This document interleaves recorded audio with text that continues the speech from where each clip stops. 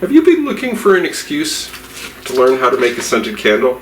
So have I. So I bought myself some beeswax and some candle wicks, and since the materials for the perfume I was planning to make today fell through, I'm going to do the perfumery log thing and take control of my scent life through the power of essential oils by learning to make my very own scented candles out of some of my favorite materials, in this case cedar wood Texas and juniper berry.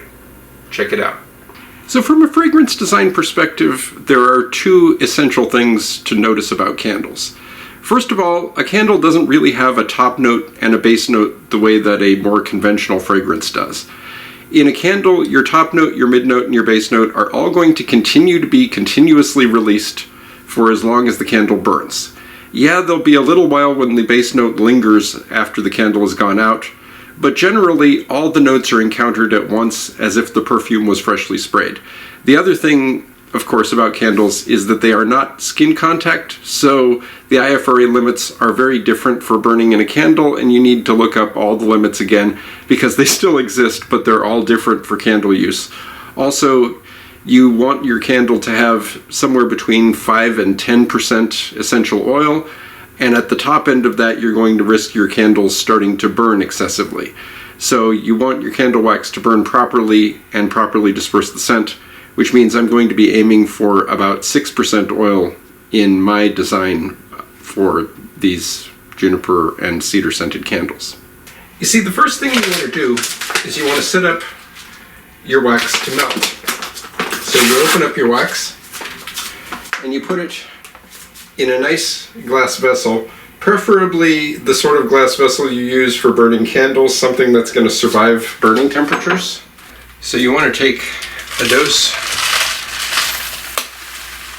of this beeswax that is comparable in size to the size of your candle, and you want to put it in the crock pot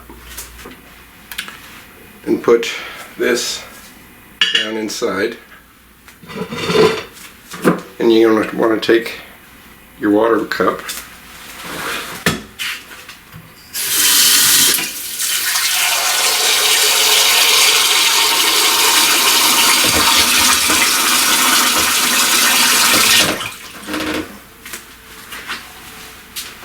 and then you want to gently add your water here, high enough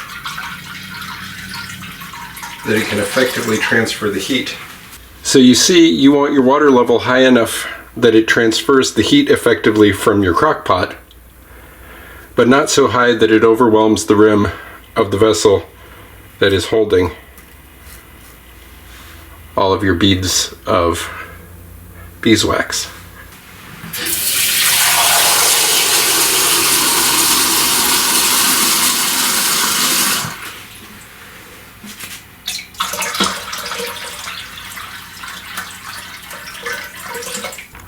And mind your beeswax, because if you don't, you might well be creating a fire hazard with your melted stuff. Then I'm going to want to set this to high and just let it go for the minimum amount of time. So our fragrance for this candle is going to be my all-time favorite top note, juniper berry, which I like for a candle idea because candles can maintain their top note for as long as they burn, which means that I can have some juniper branch, some juniper berry, and yet at the same time I'm going to balance it with an equal amount of cedar wood Texas so that it has a nice kind of full cedar effect. So we will begin with 2.5 grams of cedar wood Texas here. Always tear your scale.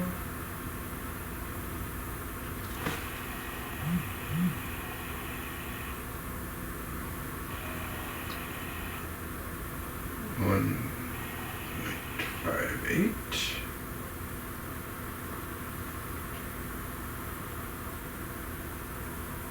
2.0, 2.25, 2.3, 2.48. Close enough. So it's 2.49 grams of cedarwood Texas, because you want to be careful to avoid having too much fragrance in your mix for candles. So we're going to match that. Okay.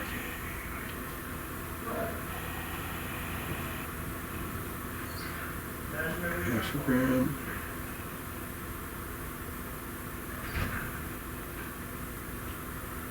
One gram.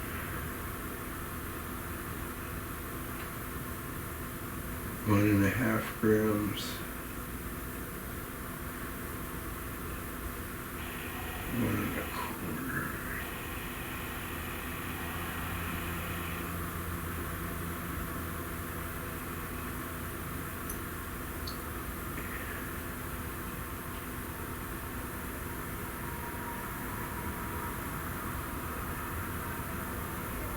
And that's 5. Between our top 2 ingredients, juniper berry and cedarwood Texas, which is a kind of juniper cedar, we have reached 5 grams. Now I'm going to expand this a bit by adding a gram of juniper leaf.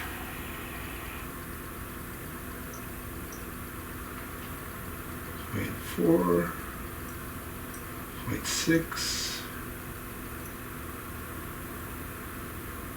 0.9,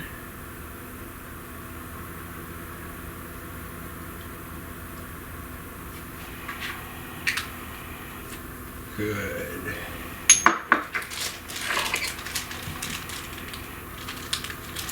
And I can smell how aromatic that is. Then we're going to add the leaf of an unrelated cedar, and some would say that calling Thuja accidentalis a cedar is a misnomer, because it's not technically a cedar or a juniper, it's an arborvitae, but this is in here because it's very thujonic. And juniper cedars have thujon in their needles too, but there's just way more of it. And so I want to have that absinthe-like tone, that kind of wormwoody texture that cedar trees have sometimes. And I need to put just a little bit of this stuff in here. And not a lot at all. I'm only going to be using like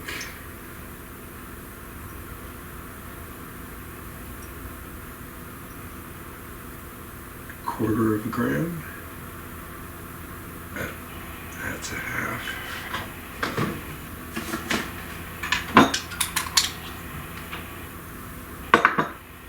And then just a little bit of Douglas fir to even it out and give it that kind of Christmas tree feel. Because Douglas fir has such a beautiful woody resonance about it. And this will be all the fragrance in my candle. So in the time since we last looked at it, we have a much closer to liquid sort of thing going on here in the crock pot. So we'll just let this continue to melt. Well, my organic white beeswax has melted completely, and now it is time for me to put in the fragrance, as it has reached just the right temperature.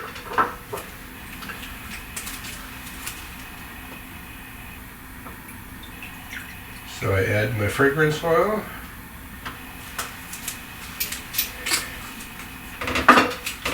And I just use my ordinary spoon to stir it in.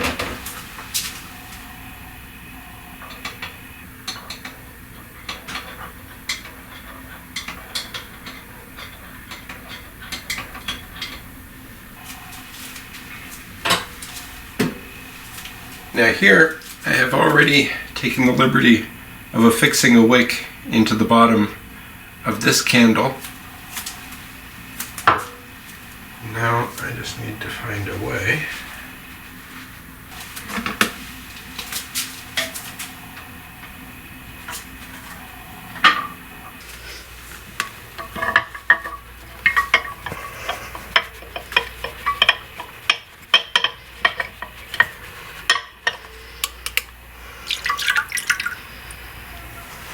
So after pouring out my candle wax into my new vessel and installing a wick, that's what it looks like.